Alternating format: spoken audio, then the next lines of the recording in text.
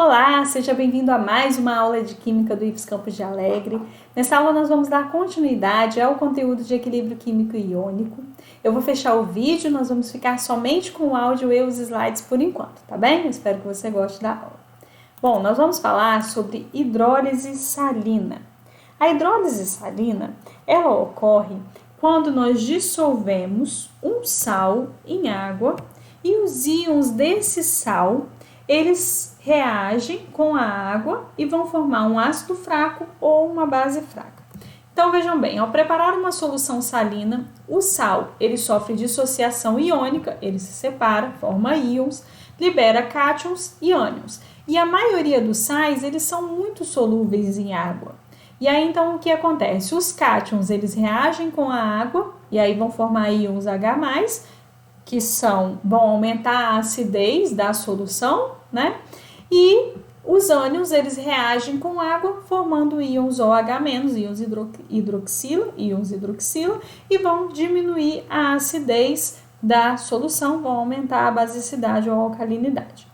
E aí, então, como que acontece? Uma hidrólise ácida, nós vamos ter um cátion que vai reagir com água, vai formar uma base e vai liberar H+, por isso aumenta a acidez. A hidrólise básica, nós vamos ter o ânion, que vai reagir com água, vai formar um ácido e vai liberar OH-, que vai diminuir a acidez, aumentar a basicidade, certo?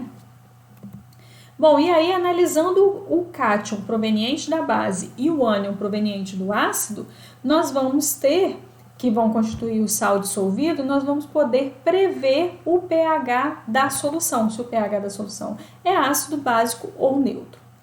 E aí, então, como que acontece? Se nós temos um sal derivado de ácido fraco e base forte, nós vamos ter um sal de caráter básico. Então, vejam bem, base forte, sal de caráter básico.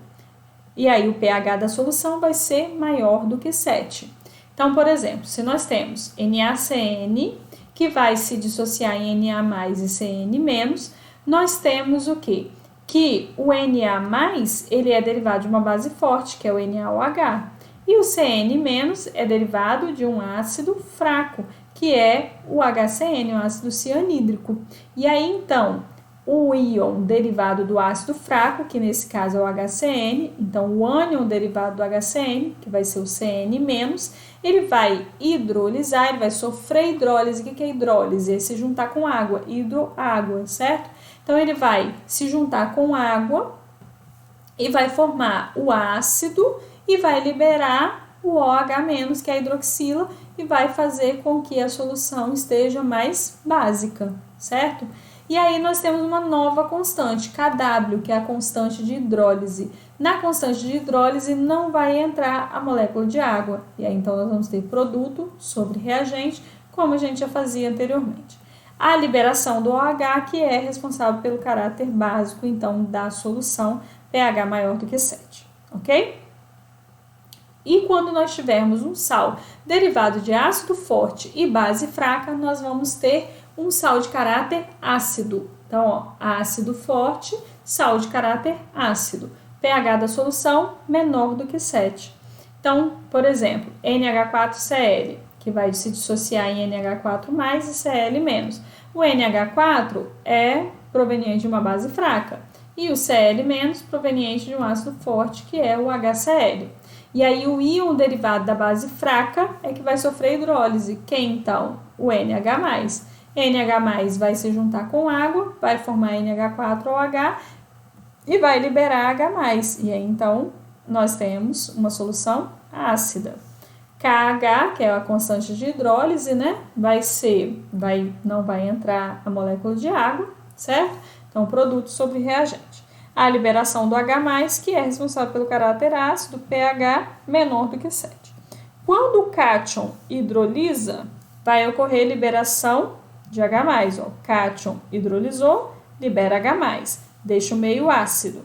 Quando o ânion hidrolisa, ocorre liberação de OH-, deixa o meio básico, ok? Sal derivado de ácido forte e base forte. Ácido forte, base forte, caráter neutro, ok? pH da solução igual a 7.